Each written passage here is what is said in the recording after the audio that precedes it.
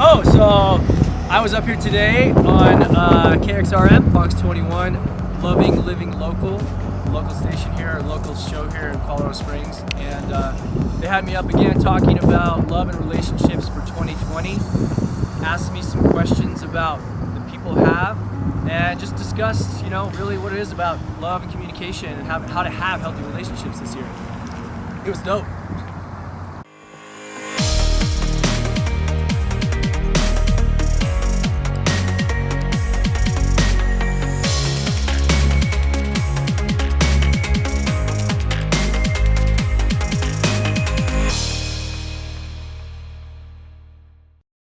Well, it's a new year, and it's time for us to maybe find a new love, right?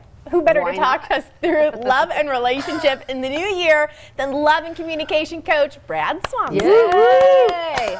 No, seriously, it's a new year. For a lot of people, Brad, their mentality is maybe this is the year that I'm going to find the one. Yes. Yeah, I mean, is that a question? I'm waiting for you to come in and guide us. You're like, yes, actually this year is a big year for love. So I'm in this particular situation myself as well. Okay, I'm single, I'm 47, and I've had wonderful relationships, but I definitely want to find my person, my woman, that kind of thing, right? And I think that just everybody throwing it out there, if you're single, everyone I've talked to is really wanting to have extraordinary, spectacular relationships, right? And that's not a joke. Like, it's a real thing, and it exists. I've had close calls, but I think 2020 is the year that's actually going to be ushered in. I think people are, whatever's happening in the cosmos and stuff, I feel it, and I feel like people are the opposite of Mercury retrograde. Yeah, for real. Maybe people just have a little bit of a different vibe and saying, this year I'm going to take it serious. Right. I think people look at it like, oh, it's a new year. Not only a new year, but it's a new decade. So you take this opportunity to really change. Yeah. Well, I think you have to experience a lot of mistakes and screw ups, right? And relationships are all about, like, a healthy relationship. The ones that I've experienced, the brief ones, and even the friends I have that are like really in extraordinary, like, conscious relationships, are so off the charts incredible. You have to have had a lot of suckiness to ever really have that. And you have to understand, because then you won't take it for granted. And that's the reason. So your suffering is a good thing as long as you let it go and you then step into and have a really conscious, communicative, healthy relationship with your partner. How do you just let it go, though? No, but I will say therapy? Well, that's what people hire me for. That's why I literally. Some of the best advice I ever got was you just got to let it go. I mean, you can't. Yeah, but it is hard to do that. Like, you have to be able to get to the root of those things to be able to let them go. You have to acknowledge an issue to let it resolve. If you can't acknowledge it, basically what I do, literally, my profession is I'm a professional BS detector. Literally. Nice. So because I used to lie to myself. I was the best liar to myself, right? And we all lie to ourselves, not intentionally, but subconsciously. Right. So we're always lying. It's okay to have that other drink, even though you know it's bad for you. Correct. Okay. And when you start really telling yourself the truth, everything shifts. And so when you can tell the truth in a relationship, because that's where we're almost terrified to tell really tell the truth to yourself first and then your partner, things change.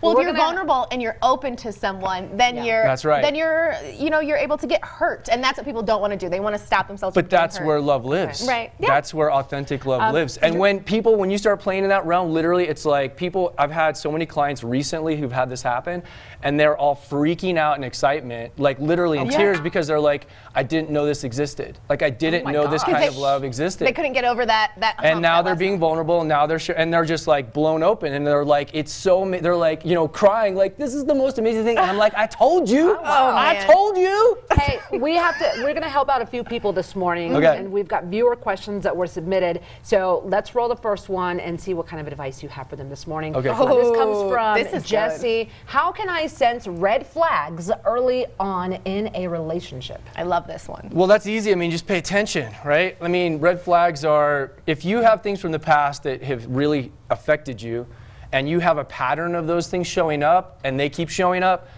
then you got to be hyper vigilant and observe those things. And if they happen, either acknowledge it and have a conversation with that person. If not, it's going to bite you on the butt. Okay. Believe people. Pay attention. Believe them. Believe what they like, tell pay attention. you, right? Well, and you can have a healthy interaction, and if someone can if it jars them and they wake up, then you might be able to have a conversation, and then you might say, wow, they're awake and they're able to move through these things. Because we all have stuff, but people who aren't, that's a terrible idea. And you will just keep repeating that same pattern. All right, we've got Benny Bashes, if we could get to it really quick. He's from KBPI South, and he wanted to know, how honest should one be on the first date? Oh, how honest? 100%. 100% out there. Sorry, I'm not the coach here. Like, there's the whole thing, But isn't there a thing is like being too honest? Like, you don't need to tell them everything. No, exactly. It's not about telling everything. It's about, but be authentic and honest in the conversation. Like, getting to know someone takes time. But the whole thing of not saying, I cut to the chase with people as fast as I can because I don't want to have time to waste, right? Yeah, I know who I am. So if I really like a woman, I'm honest. I'm straight up. And if she can handle that, great. If she can't, then that's okay. Because when you dilly-dally, you're wasting time. All right. You get right to the point. So, scare them off or not? Well, yeah. I mean, because being in a relationship is like going to war. I'm sorry, I don't date. It's like going to war. She's married. You know, and if you're gonna, well, it is. If you're really gonna be in love, you want someone who's gonna be in your foxhole. And if they're gonna bail in 2 seconds, then you don't want them there anyway. Oh my gosh! All right, listen, we have a lot more questions that we need to get to. We're gonna bring you back, and your chair went all the way down. By the way, I know. I'm like shrinking. Very excited. My IFB died. Awesome. Okay. If you want to learn more, just go to breakingthroughwithbrad.com. We're gonna bring him back in just a bit, so he'll answer all the other questions. Welcome back to Loving Living Local, everybody. Well, we've been talking earlier this morning about dating. Well, it can be difficult, and especially to navigate. And in 2020, it could get even more complicated. More? Okay, even more. Yeah. I'm out of luck. Coach Brad Swanson is joining us again to break down some new dating trends that have begun to surface this year. So, welcome back, Brad, first of all. Thank you very much. What we did yesterday was we kind of looked into some trends that people are using, so I want to get your take on it. Are you ready? I'm ready. All right, let's go with the first one. This actually, Maria said to me yesterday that they did this. So here's the latest way long-distance couples are trying to overcome that hurdle. Read this. Virtually sleeping next to each other via FaceTime. I'm sorry, I think that just sounds stupid. Okay. My opinion is it's actually awesome. Like it works. Okay. Especially if you have like for example, say someone's traveling and they're off for a long period of time. I've had it when I was dating. My girlfriend was in LA, and we would FaceTime all the time. And honestly, it was awesome because we could it was like being almost as close as you can without physically being together. You know. FaceTime is different. FaceTime sleeping next to someone. FaceTime sleeping, like FaceTime sleeping. FaceTiming, I think is awesome too. That is to me a little extreme. It's like being close. Well, yeah, being close and then putting the phone and going to sleep and turning it off. Yeah. The trust thing, that's completely ridiculous. I mean, if you don't have trust in your relationship, what the heck are you doing? I know, right? In the first place, right? So that's silly. What are you really doing in the wee hours of the night? That's silly. If you have that kind of issue, same thing you could do in the afternoon on a Sunday. You need to deal with your fear and your insecurities and talk. So. You can call me. A little extreme. What's next? We've got another trend that's happening right now, and I don't know if you're familiar with this, Brad, but if we could pull it up. Apparently, there is a new trend in flea bagging. And what this means is dating the wrong person, and you know you are. I feel like, did you guys take these from my life? I mean, Maria, are you currently flea bagging? I know. You're hilarious. So first of all, that term's hilarious. I've never heard that before. Okay. And I mean, that's kind of what people have been doing for a long time. Yeah. It's just about waking up, in all authenticity, right? If you're gonna realize this person's not for you, it takes some courage to end it. But a lot of people are too chicken to actually do what's right for them, so they stay in these things. So I mean, that's a silly term, that's hilarious, but I mean, I'm talking to people all the time. Stop doing that. Yeah, stop, knock it off. Okay. All right, that doesn't help anything. How does this play out with the getting comfortable situation? You know, a lot of people are like, I'm just in it because it's comfortable. Yes, because they've been in it for a long time, then they know it's wrong. Yeah, but it's all based in fear. Like if you want to have the real kind of relationship exists, you're gonna have to face your fear. And that's why people stay in the comfort. They stay in the That is comfortable true. relationships because they're Okay. too chicken to leave because they're like, oh, this is comfortable. I don't have to put myself out there. But they don't really ever have that kind of rocking love that they really desire. Okay. And we've got one more. Hopefully Bring it's it gonna up. not be as trendy as flea bagging. But all right, next one is Fleabagging. cosplaying. Okay. Oh. And this is when an ex makes contact by asking for something. You know how they they kind of reappear in You your know how life. you can avoid Yeah. that? Block them. Yes, you could block them. Block 'em. Do you know what I mean?